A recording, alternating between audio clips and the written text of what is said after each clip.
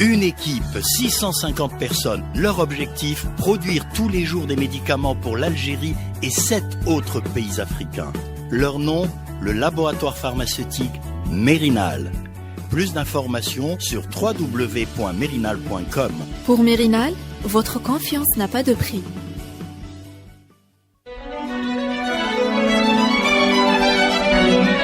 Pour bien s'entendre, il faut bien s'écouter. Rendez-vous sur M, la petite radio du Grand Maghreb.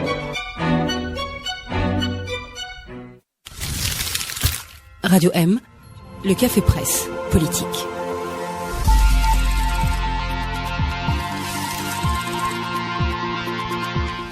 Bonsoir à tous, bienvenue au Café Presse Politique, nous sommes en direct sur Radio M, bienvenue à tous nos auditeurs et vous faites bien de me le rappeler, bon anniversaire à notre réalisatrice Soumiya Felkali qui veut toujours pas dire son âge, voilà, bon anniversaire et longue vie. Bonsoir à nos invités, Hassan Wali, bonsoir. Bonsoir. Et Hassan Qadi, bonsoir. Bonsoir. Bonsoir Deir Khadridi. Bonsoar. Et bonsoir Akram Khalif. On commence par Bonsoir. la question avec laquelle on commence le CPP chaque semaine. On veut savoir l'image qui vous a marqué cette semaine. On commence avec vous, Hassan. C'est les lycéens qui continuent à manifester en Kabylie pour la promotion et la généralisation de l'enseignement de Tamazight. Akram. Aujourd'hui, en fait, malheureusement, le millième jour de Asifat al-Hizm, de la guerre contre le Yémen, contre le peuple yéménite, et ce qui n'a pas empêché hier les Houthis de balancer 2 missiles longue portée en plein jour. Donc, Et l'Algérie qui a notamment condamné aujourd'hui ce missile balistique lancé contre la capitale saoudienne Riyad. Deir Khadridi, qu'est-ce qui vous a marqué cette semaine ? C'est pas une image, c'est plus une expression qui a été utilisée par un ami journaliste et c'est une expression en arabe, al-mandba kbira ou al-mayit far. Et c'est à propos de ce qui s'est passé à Ain Fawara. Et nous en parlerons dans ce CPP. Hassan Qadi, qu'est-ce qui vous a marqué cette semaine ? Alors, c'était tout au long de la semaine dernière. J'étais en Angleterre, à Londres, mais c'est quelque chose que j'ai constaté aussi dans d'autres villes d'Angleterre. C'est l'explosion des homeless en plein hiver. C'est quelque chose d'extrêmement choquant et ça fait la une de tous les journaux britanniques à la fin du séjour. C'est devenu un problème national. Le monde va de travers. C'est le résultat du capitalisme sauvage, du thatchérisme ? Un petit peu quand même. C'est le résultat de beaucoup de choses, mais il est sûr que dans un pays aussi riche où il y a autant de richesses dans un pôle, il est inadmissible de voir des gens dormir dans des porches d'hôtel, des portes cochères par 0 degré la nuit sous la neige. Ce qui nous a marqué aussi cette semaine, c'est évidemment cet incident qui s'est passé à Sétif. La statue de Ain Fawad a été vandalisée, saccagée par un homme qui, avec un buret et un marteau, a cassé des parties de la statue. Les images ont été visionnées des millions de fois en Algérie. Ça a choqué beaucoup de gens, notamment vous, Deir Khadridi. Vous avez écrit une lettre, il faut le dire, sublime, où vous dénoncez cet acte de Ain Fawad et vous y voyez une atteinte, une attaque, pas contre une statue seulement ou contre ce qu'elle représente, mais une attaque contre les femmes. C'est ça, Deira ? Moi, ce que j'y vois, c'est ce que moi j'y vois. Hein. Je ne sais pas, moi je ne suis pas dans la tête du monsieur qui a attaqué la statue, mais ce dont je peux parler, c'est ce que la vue de cette vidéo m'a causé. D'ailleurs, personnellement, je ne pensais pas que j'allais réagir de cette manière en regardant la vidéo, mais j'ai été très très troublée, très très émue par l'image de cet homme défonçant à coups de marteau et de burin le buste de la statue. Ça a fait immédiatement un clic dans ma tête. Ça m'a rappelé que lorsqu'on marche dans la rue, lorsqu'on est femme et qu'on marche dans les rues d'Alger, par exemple, nous les femmes, on fait attention. On voit de loin les fous. On les voit quand ils arrivent. Et on sait qu'ils vont s'en prendre à nous. Et donc, je sais que vous êtes tous des hommes, vous êtes dans des corps d'hommes, vous marchez dans la rue en tant qu'homme dans ce pays. Mais si vous faites attention, quand il y a un fou et que vous voyez un petit mouvement de femmes qui essayent de s'échapper, c'est parce que nous savons qui va... Moi, j'en ai pris des baffes et pas que par des fous. Et donc, donc, même si ça se voyait dans son regard, pour moi, c'est clair que c'est un geste de quelqu'un qui est déséquilibré mentalement dans sa manière de bouger, dans son regard, etc. Mais voilà, le problème, c'est que même les fous dans ce pays savent qu'il y a une impunité totale quand on frappe les femmes. Et donc, c'est ce que cette image a réveillé en moi, et c'est personnel. Il y a une nouvelle loi en Algérie qui est entrée en vigueur en 2016, qui a été notamment saluée par Human Rights Watch et qui fait de l'Algérie maintenant un pays assez avancé par rapport aux autres pays du Maghreb, puisque maintenant les actes de violence contre les femmes sont très violemment et durement réprimés. Et vous, comment avez-vous réagi, Hassan Ouali ? Contrairement à ce qu'on essaie d'avancer ici et là, que c'est l'acte d'un déséquilibré mental, d'un détraqué, moi je suis convaincu, j'ai la conviction, l'intime conviction que c'est le comportement de quelqu'un qui est porteur d'une idéologie précise. Si c'était un détraqué, il aurait pu attaquer son voisin, s'en prendre au marché, à un magasin, je ne sais pas quoi, mais il a ciblé les seins de la statue, le visage de la statue, mais au-delà de cet acte, moi je dirais que c'est la conséquence en tout cas d'un discours porté par des médias, porté par des officiels, la conséquence des années de prêches de chaque vendredi, des prêches qui appellent à la haine, au rejet de l'autre, au refus de l'autre. On entend chaque vendredi dans les prêches, dans toutes les mosquées de ce pays, comment on parle des femmes dans les mosquées. Rappelez-vous, quand il y a eu le séisme de Mobardes, des imams avaient dit que parce que les femmes ne se voilent pas. C'est la conséquence de la réhabilitation des chefs terroristes dans ce pays. Des gens qui ont assassiné, au bout du compte, ils reviennent réhabilités. On ne peut pas oublier l'image de Madani Mzara, reçu à la présidence de la République par Ahmedou Yahya pour demander son avis sur la loi fondamentale.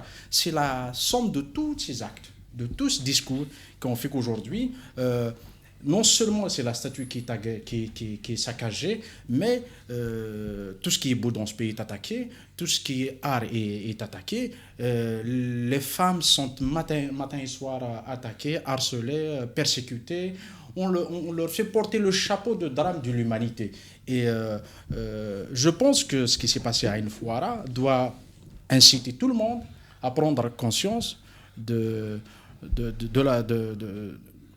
la j'allais dire des idées finalement de l'extrémisme qui ont triomphé. Le fils est vaincu, a disparu, mais ces idées ont triomphé et ils sont consacrés dans les discours politiques, médiatiques autorisés. Je suis tenté de dire qu'on assiste depuis quelques années, c'est comme si c'est une nouvelle société. Il y a eu un remplacement dans ce pays. C'est pas possible quand on vient à la télé. Rappelez-vous ce qu'a dit le téléprédicateur de Nahar TV. Il a parlé de cette statue il y a 2 ans. Évidemment, qui avait dénoncé cette statue, absolument. Il dit il faut la voiler, cette statue. Et il dit pourquoi pas faire une statue d'une femme. Quelque chose d'une ça extrême pourrait faire plaisir à gravité. Daïra, ça. Ouais. Ça pourrait faire plaisir à Daïra. Cheikh Chemsou a dit pourquoi ne pas faire la statue d'une femme sétifienne qui fait le couscous ou qui fait voilà. Donc la femme toujours avant le Fouara, il y a une année de cela, on a saccagé, on a vandalisé la statue de Dihya à Batna. Donc, je pose la question, Ehsen, est-ce que ce n'est pas un peu tous les maux de la société algérienne Je ne savais pas la faire du et de l'intégrisme et pourquoi pas toi? Est-ce que ce ne sont pas tous les maux de la société algérienne qui s'identifient dans cet incident de Ain El Fouara, que ce n'est pas un incident isolé comme on le dit? Je dois faire d'abord un aveu. On a, pour nos amis auditeurs, c'est peut-être bien de parler du making-of. On se concerte 48 heures avant le CPP entre ceux qui sont pressentis pour y venir, sujets, etc., les habituels. Et je dois dire que moi, je n'étais pas partant, a priori, pour parler de ça. Je n'étais pas partant. C'est un décalage. En fait, je me rends compte que c'est une erreur. Je n'ai peut-être pas pris la mesure de la gravité de ce qui s'est passé. Ou peut-être c'est même l'inverse. C'est tellement grave. Moi, ça me fait tellement mal. Ça me ramène tellement dans le gouffre de nos mauvaises années. Et en fait, ça interroge tellement notre identité de manière tellement douloureuse. Et puis j'ai tellement de bons projets pour ce pays que j'ai tellement envie de tirer vers le haut et de parler des choses et pas seulement des choses qui tournent mal, que je m'étais dit, bon, on va pas en rajouter parce qu'on va donner de nous une image d'un pays, on n'est pas l'Afghanistan. Voilà, j'ai utilisé ce terme avec Day Khadridi qui a hurlé en disant, tu parles comme ça parce que tu es un homme et parce que tu vis pas ça comme nous le vivons. Et depuis, on a beaucoup échangé et effectivement, je me rends compte que on est obligé quand même de regarder cela parce que c'est une des manières de faire sa rupture avec son propre archaïsme pour espérer faire un pas vers la modernité. Donc, c'est extrêmement lourd. Moi, j'ajouterais un mot à ce qu'a dit Hassan. C'est toutes les raisons que tu as citées. Bouteflika a choisi un Munich sur le plan social. Un Munich au sens Munich 1938 face à l'hitlérisme, une reddition sur le plan social et idéologique. Il a choisi ça pour garder le monopole politique sur le pays. Moi, je fais partie de la tradition réconciliatrice politique en Algérie pour la démocratie qui donne des droits politiques aux partis islamistes, qui donne des droits politiques. Moi, je suis pour qu'on donne des droits politiques aux partis islamistes, mais que sur le plan sociétal, on tire vers le haut. Qu'on soit du dé Atatürk, entre guillemets, vers le haut. C'est ça le bon deal qui aurait fait avancer la société. J'ajoute juste d'un mot, l'Algérie est un pays fermé, on le sent tout le temps. Si c'était un pays comme la Tunisie qui était ouvert, où il y a des touristes qui passent, où il y a un flux comme au Maroc, etc., le regard de l'autre sur ce type de monument, le regard de l'autre, le fait que c'est admiré par l'universel, ça t'aide à l'accepter, ça t'aide à l'intégrer dans ta culture. Ça le valorise et ça valorise ton patrimoine, parce que ça devient ton patrimoine. Nous avons raté aussi ce virage. Akram Khalif, Ain Fawala, c'est plus qu'un acte isolé aujourd'hui, selon vous ? Contraire, moi je pense... En fait, moi je ne suis pas d'accord avec Hassan, sauf qu'il le dit tellement bien, il exprime ce qu'il pense tellement bien, il le dit de manière tellement modérée que je lui accorde le droit de penser ce qu'il pense et de le dire comme ça. En fait, ce qui m'a fait beaucoup de mal, c'est les réactions à chaud. Moi, comme tout le monde, j'ai été outré par les images et par la violence qui se dégageait de cette vidéo. C'était l'horreur. Déjà les coups de burin, mais il y avait aussi les jets de pierre, il y avait les coups de pelle, il y avait une violence à l'intérieur de cette vidéo qui était insoutenable. Pour moi, c'est un attentat. Les jets de pierre, c'est pour le faire arrêter. Hein. Et alors ? C'est de la contre-violence révolutionnaire. C'est une violence. Moi, je parle de la violence dans l'absolu. On n'a pas à nous infliger ce type de violence. Je n'ai pas à voir ça tous les jours. Donc, il y a ça. Moi, j'ai tendance à faire confiance à la réalité, qui est que ce type a une carte de handicapé de 80% et qu'il est malade. Et que moi, je ne le jugerai pas sur son faciès, ni sur son accoutrement. Et que je ne vais pas imputer son geste à toute une frange de la société. Même si le discours islamiste actuel dénonce l'existence même de ce type de monument, appuie la destruction, etc., etc. Le souci, c'est qu'il y a eu des réactions à chaud d'une extrême violence, encore plus violente que... Une violence dans les deux sens. Ah oui. Il y a eu un clivage. Et ça m'a fait très mal.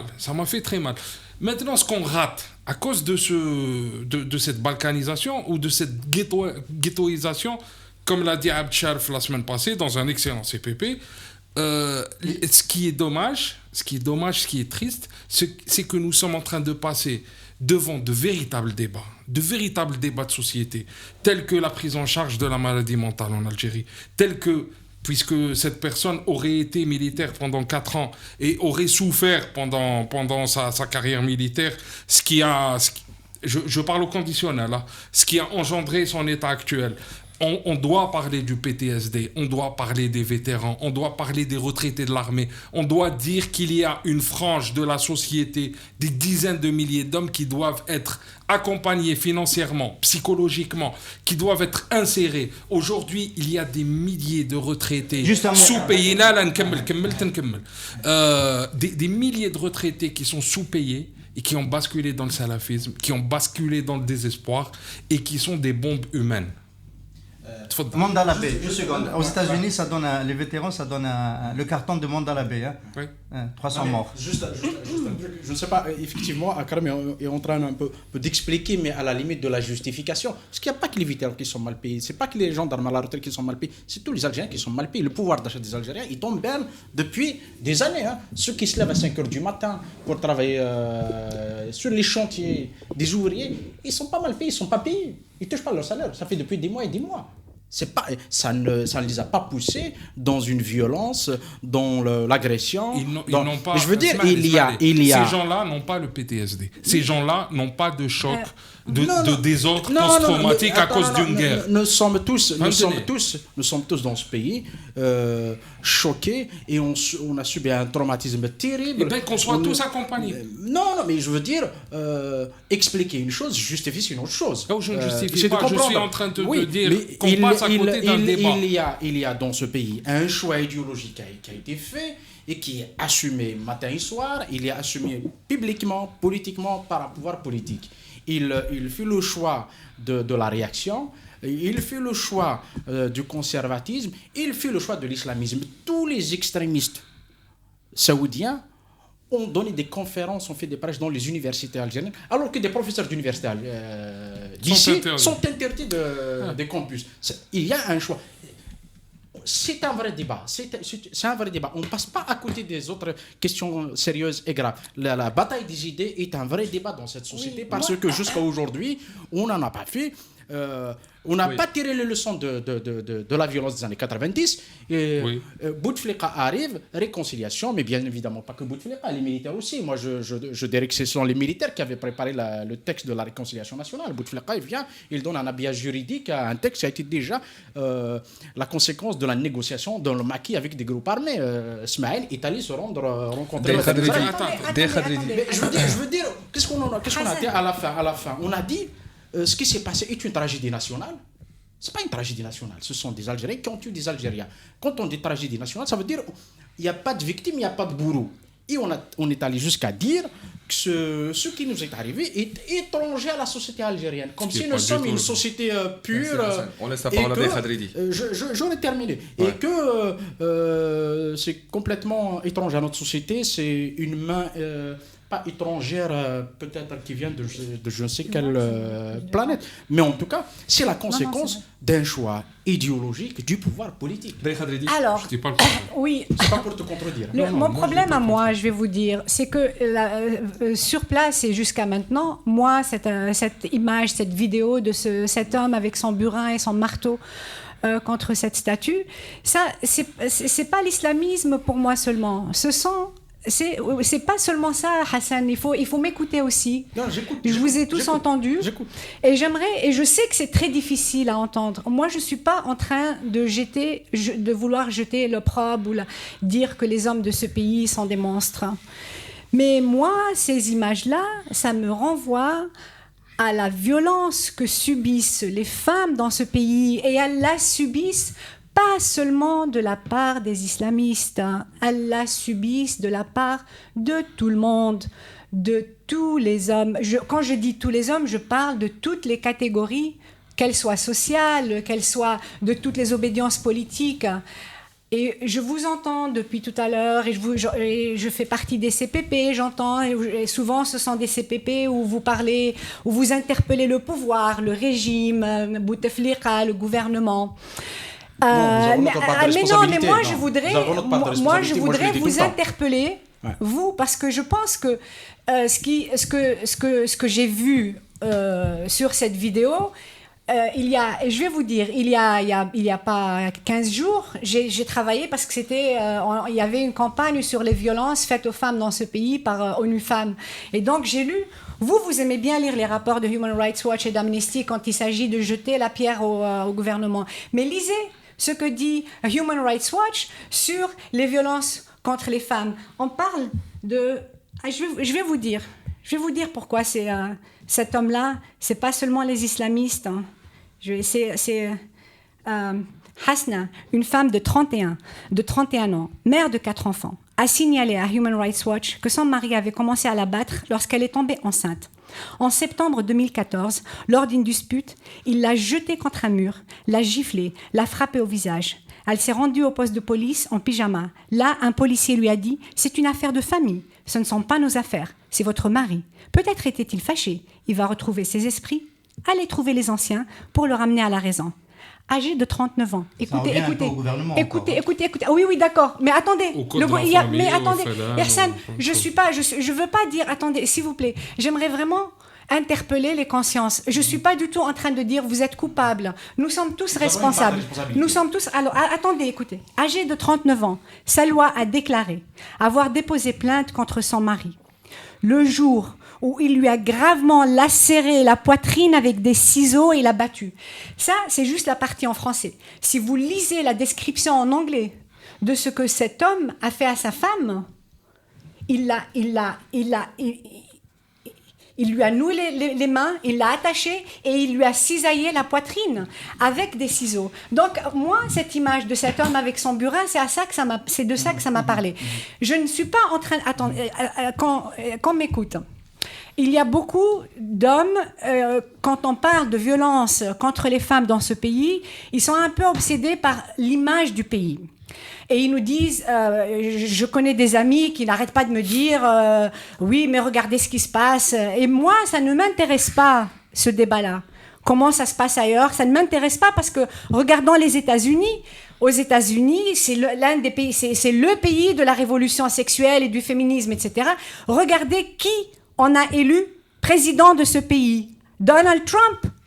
Vous savez tous ce que dit Donald Trump à propos des femmes. Je n'ai aucune envie de le répéter ici. Donc, ça ne m'intéresse pas. Ce qui m'intéresse, c'est mon pays. Ici, ouais. C'est les gens ici. Ouais. Alors, quand on est homme dans ce pays, je veux que les hommes soient plus réceptifs. Combien d'hommes participent aux associations qui luttent contre la violence? Combien d'hommes défendent les femmes dans la rue? Combien d'hommes se disent bon, peut-être que je devrais faire un peu plus que ce que je fais aujourd'hui pour que ça s'arrête, pour que ça s'améliore? Et la meilleure manière, parce que nous transmettons tous la violence qui nous a été infligée. Moi, j'ai été frappée et j'ai peur de frapper mes enfants parce que c'est comme ça qu'on fait. C'est des choses qu'on ne contrôle pas. Et donc, qu'on ne me dise pas, el mendba kbira ou el miyit kfar. Parce que le firan, c'est hna. C'est les femmes.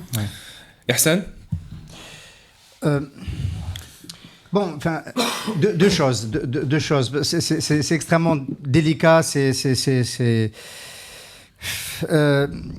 je peux continuer. Il y a une image de la société algérienne virile. Le misogyne. Entre guillemets, supposé être viril, misogyne, qui s'est fracassé pendant la guerre civile. On ne le répète pas beaucoup, je l'ai dit ici la dernière fois, je crois que Daïcha aussi l'avait souligné, et sur laquelle ce fracas, on va dire ce naufrage de la virilité des Algériens, je pense qu'on devrait le rappeler. Les Algériens qui bloquent, qui battent leurs sœurs, les maris qui battent leurs femmes, qui les contrôlent, qui les ostracisent, etc., qui les enferment et tout. On l'a dit pendant la décennie des grands massacres, souvent c'était les premiers à se sauver et à laisser leur khiyathum ubnathum mabni din irhabiyin. On le sait, on sait comment ça se passe. Donc c'est-à-dire quand on ramène à l'essentiel, c'est-à-dire au sacré, à la chose la plus douloureuse, finalement, on n'est pas plus, entre guillemets, brave que d'autres gens et plus viril que d'autres gens, parce que c'est supposé être quelque chose de... C'est l'honneur, ça. Voilà. La deuxième chose que je voulais dire, en désaccord un peu avec Hassan, le gouvernement n'a pas fait le choix de l'islamisme. Bouteflika n'a pas fait de choix. Il a fait un non-choix. En deux mots, la production de la modernité, c'était un des moteurs du populisme révolutionnaire des années 60 et 70. Parce que c'était libérateur et ça a libéré très largement les femmes, notamment avec l'industrialisation et la salarisation. C'était un projet qui était pensé et était porté par la génération qui a libéré le pays. Quand Bouteflika est revenu, il n'avait plus de projet, il avait juste une démarche pour rester au pouvoir, et cette démarche-là, elle fonctionnait sur l'institutionnel. Il a fait quelques gestes, on transmet la nationalité par la femme, par la maman, c'est bien, ces lois qui ont eu beaucoup de mal à passer pour protéger les femmes dans l'espace public, mais il n'y a pas un projet modernisateur parce que ce projet-là, il faut être légitime pour le porter. Et les années Bouteflika sont les années de l'illégitimité politique. Et donc, il a laissé la société, il a laissé ce chantier démocratique, moderniste, entre les mains. C'est pas un bon choix, c'est un choix terrible. C'est un bon choix, c'est même pas un choix. Mais juste pour rebondir sur ce qu'a dit Daïcha, mais je suis entièrement d'accord. Moi, je suis un féministe. Comme dirait, c'est André Breton, non qui disait la femme est l'avenir de l'homme. Non, c'est pas Breton, non. Chanté par Jean Ferrand, en tout cas. Macron, ouais. C'est Aragon, c'est lui Aragon. Non, c'est lui Aragon. Non, mais c'est vrai que c'est un combat permanent. L'égalité des sexes, dénoncer, réduire. Mais oui, mais c'est un combat permanent. Et je suis d'accord avec toi, mais c'est un combat idéologique. D'ailleurs, on l'a signalé ici, Mais il s'est passé quelque chose encore plus grave que Steve. Il s'est passé lors des élections locales, il s'est passé quelque chose d'une extrême gravité parce que c'est le fait des partis politiques, des démocratiques. Le FFS, le RCD ont masqué les visages de leurs candidates. C'est pire que ce qui s'est passé à Steve. Et personne n'a rien dit. Et ça veut dire que les partis qui sont censés porter cette question parce que ils ont des convictions, parce que le rôle social et le rôle politique d'un parti, ils ont cédé sur le plan idéologique. Ils ont cédé à la tendance la plus réactionnaire, la plus rétrograde de la société, qui continue à regarder la femme comme un être inférieur, qui ne pourrait pas être l'égal de l'homme. C'est un combat permanent, et c'est des choix politiques. C'est lié à le féminisme, c'est une bataille idéologique. C'est pas, de toute façon, voilà. Moi je vous préviens les hommes. Parce que je vous dis, de toute façon, nous on avance. Moi je ne veux pas que ce soit. Nous on avance, on ne vous attend pas. Ouais, oui, je suis d'accord, mais moi je ne le conçois pas en termes de conflit entre la femme et l'homme. C'est un comportement, c'est parce qu'il y a toute une idéologie qui fait que, on sait de quoi ça vient, qui fait que, parce que les sociétés occidentales ou orientales ou du Sud s'inspirent en gros des religions, soit en Europe, soit dans le monde musulman, et qui considèrent que la femme, on parle de mouvement libéral. C'est pas que les religions, Hassan. Le patriarcat est antécédent dans les religions. En grande partie, mais en grande partie. Mais qu'est-ce qu'on avait dit? C'est quand même Rabh Habitat qui a fait voter le code de la famille. Akram Khalif. Non, je voulais profiter pour relancer le débat sur le PTSD, puisqu'on s'en fout. La DGSN... Attends, on n'est même pas sûr de savoir ce que c'est. C'est le syndrome post-traumatique dû à la guerre. Mais oui, parce qu'on me dit... Alors, est-ce que c'est vrai? Est-ce que c'est un militaire? Laissez-moi parler. Pardon.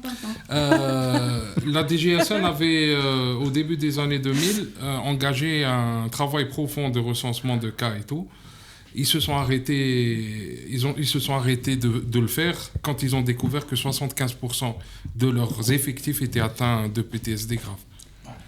Mais je suis d'accord parce que le PTSD, moi je sais, c'est nous tous, hein. C'est pas seulement les militaires, voilà. C'est pas exactement, c'est tous les enfants qui ont été frappés et qui grandissent et qui frappent, et tous les garçons qui regardent leur père frapper leur mère. C'est comme ça qu'on banalise des choses sérieuses comme le PTSD. Voilà, on n'est pas coupable vraiment de ce qu'on transmet, mais la première des choses, c'est d'en être conscient, de le reconnaître, et pas de me dire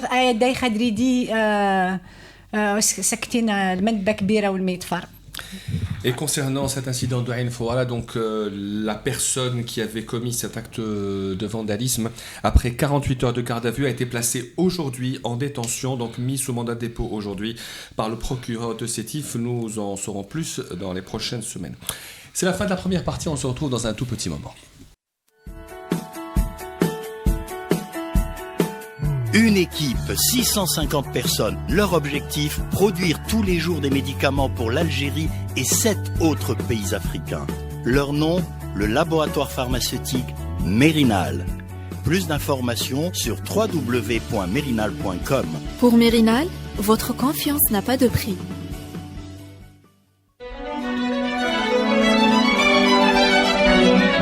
Pour bien s'entendre, il faut bien s'écouter. Rendez-vous sur M, la petite radio du Grand Maghreb.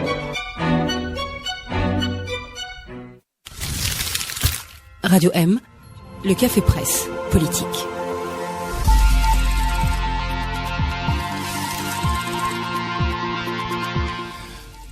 Bienvenue à tous à la deuxième partie du CPP, le Café Presse Politique. Nous sommes en direct sur Radio M, de retour avec nos 4 invités, Hassan Ouali, Ihsan Qadi, Dey Khadridi, Akram Kharif.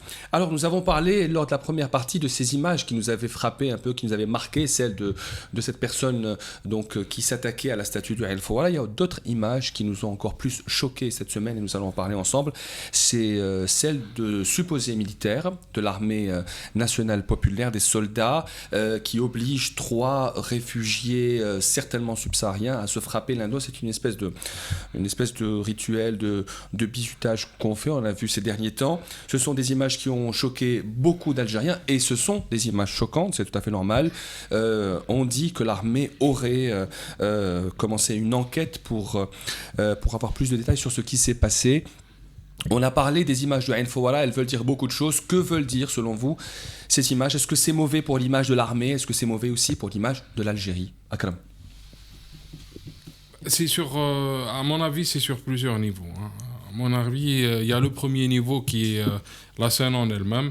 Je pense que, d'ailleurs, j'appelle l'armée à faire une enquête officielle et transparente et partager les données de cette enquête avec le public, parce que ça a atteint la sphère publique aujourd'hui et il faudrait que l'armée non pas s'explique ou se justifie, parce que ce n'est pas de la responsabilité de l'armée, mais du moins explique ce qui s'est passé et défaire les personnes en question devant la justice.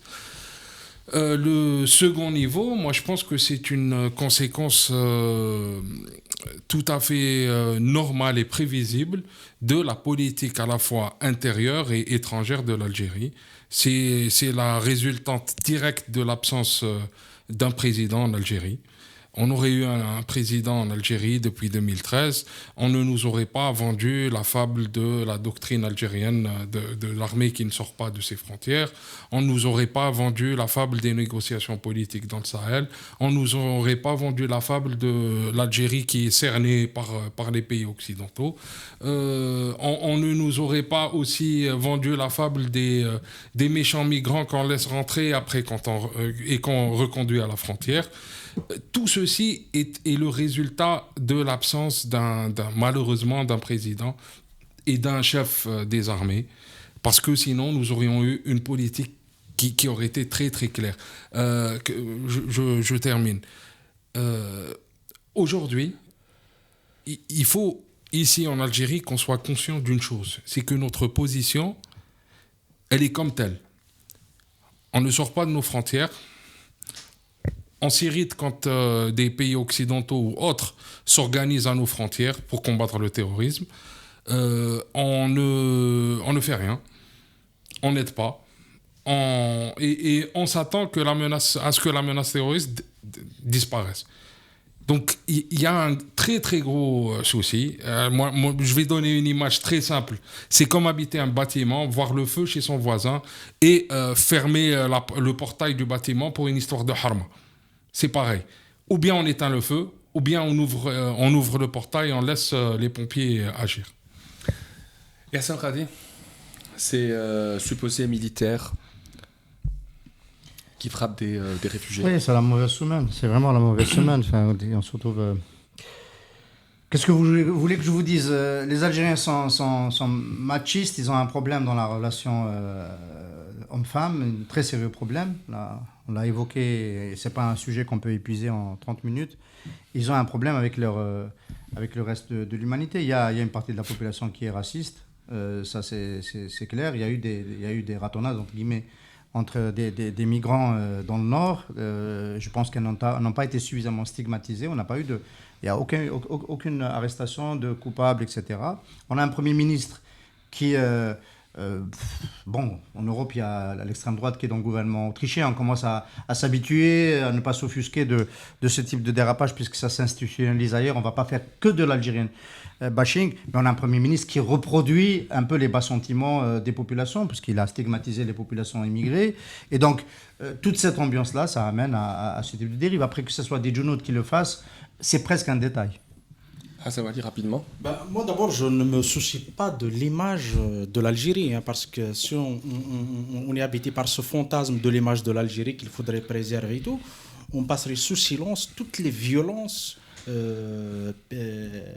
commises dans ce pays, contre les femmes en permanence, matin et soir, contre nos voisins, contre l'étranger, contre le travailleur, contre le paysan et tout. Moi, je m'en fous de l'image de l'Algérie. Ce qui nous intéresse, comment sont les conditions de vie de ceux qui vivent sur ce territoire. L'image, je rejoins Kharif, c'est vrai qu'on se pose la question, est-ce que c'est un montage, c'est vrai et tout, mais bon, tout laisse croire que ce sont des soldats algériens. L'armée doit immédiatement ouvrir une enquête. Si c'est fou, elle va dire que ce n'est pas des Algériens, c'est des Algériens, des soldats algériens. Elle va dire, voilà, on leur inflige un châtiment exemplaire. Mais une fois tout ça est dit, c'est quoi? Qu'est-ce qu'on a vu hier? Ça rentre dans la page sombre du comportement auquel on assiste en Algérie depuis quelques années. Rappelez-vous une ressortissante camerounaise violée par 5 personnes à Oran. Elle est partie déposer plainte. La police refusait d'enregistrer sa plainte. Elle est partie à l'hôpital. Vous imaginez, l'hôpital, vous ne voulez pas la prendre en charge au prétexte qu'elle est en situation irrégulière dans ce pays. On a entendu des propos de responsables politiques, le Premier ministre, le ministre des Affaires étrangères, dire que il parle des Noirs, voilà, donc il y a un racisme assumé, on parle des Noirs, et ils sont porteurs de maladies, de violences, de toutes les sortes de fléaux, c'est-à-dire il manquait de dire à la fin, tuez-les. Il y a 3 ans de cela, un député à l'Assemblée nationale, député d'obédience islamiste du parti de Jabla, qui a saisi officiellement le ministre de l'Intérieur. Il lui avait dit, qu'est-ce que vous attendez pour débarrasser le pays de ces gens-là qui sont porteurs de maladies, de sida, de drogue et de machin. Il s'est passé comme ça. C'est-à-dire, ça n'a pas trop scandalisé ni le gouvernement ni l'Assemblée nationale. Et on a vu comment on a agressé les migrants subsahariens à Béchar, à Ouergla, à Dir Ibrahim. Ils se font exploiter. On découvre les images de l'esclavagisme en Libye. Mais c'est pareil. On fait travailler des subsahariens en Algérie et on ne les paye pas, on les tabasse et ils vivent dans des conditions de chiens. Ce n'est pas nouveau. Et ça, c'est banalisé. Ça, c'est banalisé par un discours politique, un discours médiatique. On a lu à la une de certains journaux, Alger est envoyé par les Noirs, par un discours dans les mosquées. Et par les discussions dans la rue. C'est vrai qu'il y a des Algériens qui se mobilisent, qui se solidarisent, qui font des gestes de solidarité extraordinaires, mais la tendance dominante, c'est au rejet, à la violence et au racisme. Nous sommes pires que l'extrême droite européenne. Nous sommes pires que Marine Le Pen. Deha, comment vous avez réagi à ces images? C'est épouvantable. Je crois, il me semble que ce sont des enfants, enfin des adolescents. Ils n'ont pas l'air. C'est un jeu. Non, mais ce qui est terrible dans cette vidéo, en plus de la violence, etc., c'est le jeu. C'est un jeu entre soldats. Bon, on ne sait pas encore, mais ils ont un accent algérien de l'Est. C'est un accent qui est que je reconnais très bien, c'est le mien. Mais ce que je voulais dire, c'est qu'il y a une campagne en fait qui a commencé le 5 octobre en Algérie, exactement le 5 octobre, d'arrestation massive des migrants et en les ramenant vers Tamanrasset. Et donc, je suis allée voir à l'ambassade du Mali. Parce qu'au Mali, il y a des gens qui militent pour les droits de leurs travailleurs, parce que c'est leur diaspora, ils leur envoient de l'argent et c'est très important. Donc, qui parlaient du traitement de leurs frères maliens à Tamanrasset qui sont mis dans des conteneurs dans la chaleur. Et le chargé d'affaires de l'ambassade du Mali m'avait confirmé qu'en fait, un représentant de l'ambassade a été envoyé pour les rencontrer. Ils ne l'ont pas laissé les rencontrer. Et ce que je voulais dire, moi, c'est que souvent on dit il y a du racisme. C'est vrai, il y a énormément de racisme et tout. Mais je voulais dire autre chose. C'est que moi-même, j'ai découvert en faisant une enquête pour le HuffPost, en allant sur les chantiers, où travaillent les migrants, en fait, j'ai découvert beaucoup d'Algériens qui sont des entrepreneurs, qui demandent à la police, qui demandent aux autorités, qui ont voulu lancer un appel à travers nous pour dire, s'il vous plaît, régularisez-le, donnez-leur des cartes de séjour. Nous avons besoin d'eux. Ce sont des travailleurs dont nous avons besoin. Donc, il y a aussi, ça serait bien de faire entendre ce discours. Peut-être que c'est par là que les choses vont je sais pas, pour se réparer, quoi. Et l'actualité cette semaine, c'était évidemment pas que ces images qui nous avaient marqué et choqué de Ain Fouara ou du Sahara algérien. D'ailleurs, on ne sait pas exactement dans quel endroit ça s'est déroulé. Ça ressemble au désert, au port du désert, incontestablement. Mais il y a d'autres images qu'on a vues. C'était au stade de Ain Melilla, à Oum El Bouakhi, une grande affiche, un tifo, comme on dit, où on voyait les deux photos du roi d'Arabie Saoudite et du président Trump, et écrit en anglais, deux faces d'une même monnaie. Ça avait beaucoup choqué en Arabie Saoudite, les autorités saoudiennes surtout. Et on apprend, comme par hasard, hier, par un tweet, celui de l'ambassadeur d'Arabie Saoudite à Alger, que l'Algérie se serait officiellement excusée à travers son Premier ministre, Ahmed Yahya, qui a reçu le président du Majlis al-Shura saoudien et qui lui a présenté les excuses de l'Algérie, de son peuple et de son gouvernement. Pourquoi est-ce que l'Algérie ne communique pas ? Y a-t-il une crise entre les deux pays ? Et est-ce que l'Algérie doit-elle s'excuser pour un tifo brandi dans un stade de football ? Ihsan.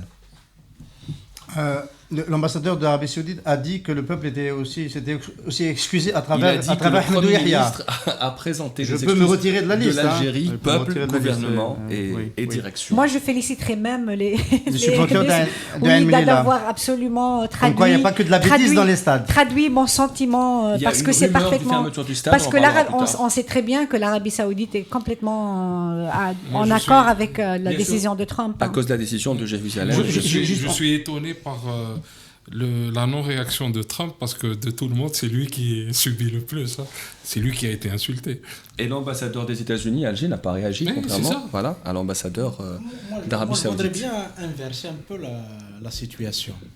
Imaginons que dans un stade marocain ou saoudien, les supporters mettent sur... Il paraît que c'est arrivé en Arabie Saoudite. Non, ça monte. On peut dire que c'est le faux. On assimile. Raïs Mchloul ou Chab Madloul. C'est sorti. Dans la prochaine fois, ça sera vrai. On assimile, enfin, on met dans un Bouteflika quand il a viscéré la main à Ehud Barak. Ça n'a pas changé. Quelle serait la réaction des Algériens, pas seulement des autorités? On serait déclaré en guerre contre les Saoudiens ou les Marocains. Mais ce que je voudrais dire par là, c'est que moi je trouve normal que un responsable politique algérien, du gouvernement, de l'État algérien, par souci de préserver des relations avec l'Arabie Saoudite ou avec un autre pays, s'excuse. Mais ça s'excuse d'expliquer, voilà, parce que ça met tout le monde dans la gêne, cette histoire. Même si, moi, je le dis tout de suite, j'essaie d'expliquer, je le dis tout de suite. Sauf que les supporters, je ne sais pas qui, mais en tout cas, de manière générale, l'Arabie Saoudite est chez elle en Algérie. On parle de tout, touchez pas à l'Arabie Saoudite. Nos imams dans les mosquées font allégeance à l'État saoudien, aux imams saoudiens. L'Arabie Saoudite bénéficie de beaucoup de privilèges d'un point de vue économique, d'un point de vue politique et d'un point de vue religieux. Pas religieux, mais religieux. Enfin, c'est un autre débat. Je veux dire, c'est pour parler un peu d'une espèce de schizophrénie. Ce que tu dis n'est pas évident, parce que l'Algérie est quand même le pays important du monde arabe qui résiste le plus à l'alignement. Il résiste à l'intérieur de la Copole, on interdit les manifestations pour se tenir à la Palestine. Il résiste aux appels au ralliement derrière l'Arabie Saoudite pour la lutte contre le chiisme au Yémen et ailleurs dans le monde. Il y a une autonomie de la diplomatie algérienne qui est le cœur du problème avec l'Arabie Saoudite. Tu ne peux pas dire que l'Algérie... c'est vrai que quand Ahmed Yahya Il nous fait la honte de présenter des excuses en son nom. Mais ça, on est habitué de ce que fait Ahmed Yahya depuis longtemps et on fait presque plus attention à cela. Mais sur le reste, il y a un fond d'autonomie de la diplomatie algérienne qui est dans certains cas pas intéressant parce que c'est une ligne qui ne bouge pas, mais qui, dans le cas de l'alignement sur l'Arabie Saoudite, est intéressant. Ersane, je suis pas sûre, parce que je sais pas si tu es au courant, à la dernière réunion de la Ligue à laquelle avait appelé l'Arabie Saoudite au Caire pour Hezbollah. L'Algérie a voté pour. pour. On ne sait pas ce que l'Algérie a. D'abord, on était. L'Algérie s'est jointe à la position saoudienne. L'Algérie, depuis un certain nombre d'années. Et c'est la première fois. C'est une pour être un peu gentil, c'est une neutralité négative. Elle ne pèse plus dans ces questions-là. Non, au moins avant, qu'est-ce qu'elle fait? mais là, ils se sont alliés. Abou Mazen voulait visiter l'Algérie pendant 8 ans. On lui a dit non, tu ne viens pas. Pendant 8 ans. On n'a pas voulu de lui à Alger. Il a fallu vraiment faire des mains et des pieds pour qu'il puisse effectuer un voyage. Sur la question palestinienne... Moi, je voulais juste signaler quelque chose qui, de mon point de vue, en ce moment, me paraît quand même importante. Dans la réaction des Saoudiens, il y a une très profonde incompréhension de ce qu'est l'Algérie. En fait, l'Algérie est peut-être, après la Tunisie, de l'après-révolution, parce que la Tunisie a beaucoup changé, le pays du monde arabe, je ne parle pas de Liban, c'est un peu spécial, où il y a la plus grande autonomie des acteurs sociaux. En Algérie, les galeries de supporters, tu ne les commandes pas. Elles vont faire ce qu'elles veulent. Les médias, la caricature de Dilem, la chronique de Chokri Amari, l'article de Hassan ou de Danan, Radio M, on ne nous contrôle pas. On dit, après, si on nous suspend, c'est autre chose. Les Saoudiens, ils ne le comprennent pas. Ils croient que c'est l'Arabie Saoudite. Ils croient que c'est le Maroc, parce que le Maroc, c'est pas loin d'être ça. Ils croient que c'est d'autres pays, l'Égypte, de Sisi. Et l'Algérie, c'est terrible à dire. Mais peut-être que nous, on n'est pas du tout contents de ces marches parce qu'elles ne sont pas assez larges. La preuve, c'est qu'on est sur le web alors qu'on aurait dû être aussi sur la bande FM et ainsi de suite. Mais l'Algérie aurait pu répondre, le gouvernement dit, je suis une société qui a avancé, il y a eu octobre 88, il y a des acteurs autonomes, c'est pas moi, je suis le gouvernement, et il y a une société, elle pense, elle réfléchit, elle est libre. Voilà. Et ça, Ahmed Yahya ne peut pas le dire. Tu veux que j'aggrave encore ton cas? Le ministre de la Justice, le procureur de Ain Mlila a ouvert une enquête pour identifier les auteurs. Et il y a des rumeurs aujourd'hui, Hassan, qui parle de la fermeture du stade. Ça veut dire qu'il y a des rumeurs, on parle de représailles officiellement contre ce club et contre ses partisans. Le Premier ministre aurait pu dire cette affiche ne représente pas l'Algérie sans s'excuser. Il aurait pu faire ça aussi, non? Ils pourront pas. Ain Mlila est premier en deuxième division, ils peuvent monter en première division, ça va provoquer une guerre civile si les jeunes. Je peux vous le dire, hein. Ils sont premiers, ils peuvent arriver en première division. Non, mais en même temps, voilà, moi je suis au-delà de la colère, mais en même temps, ce sont peut-être les mêmes supporters qui vont le vendredi, ils vont à la Mecque, ils vont écouter le mufti de l'Arabie Saoudite qui dit voilà, il faut soutenir le roi, c'est le commandeur des croyants, il faut et ainsi de suite. C'est un vrai problème. C'est que moi j'aurais aimé que cette banderole exprime de manière profonde une rupture avec cette monarchie qui nous a causé beaucoup de tort. Merci beaucoup à vous tous d'avoir participé à ce CPP. Merci Hassan Ouali, Akram Khalif, Day Khadridi et Ihsan Qadi. Alors, chaque semaine, on rappelle bien sûr le calvaire de notre confrère Saïd Chitour. Sauf que demain, Saïd Chitour fera 200 jours en prison, notre confrère et journaliste qui attend toujours son procès et il n'est pas prêt d'avoir une date pour l'instant puisque son procès a été envoyé en chambre criminelle. Voilà donc toute notre solidarité avec Saïd Chitour. C'est la fin de ce Café Presse Politique. On se retrouve mercredi prochain. Une équipe, 650 personnes. Leur objectif, produire tous les jours des médicaments pour l'Algérie et 7 autres pays africains. Leur nom, le laboratoire pharmaceutique Mérinal. Plus d'informations sur www.mérinal.com. Pour Mérinal, votre confiance n'a pas de prix.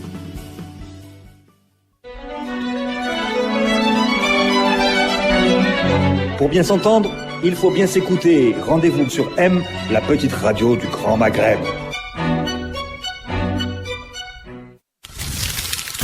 Radio M, le Café Presse Politique.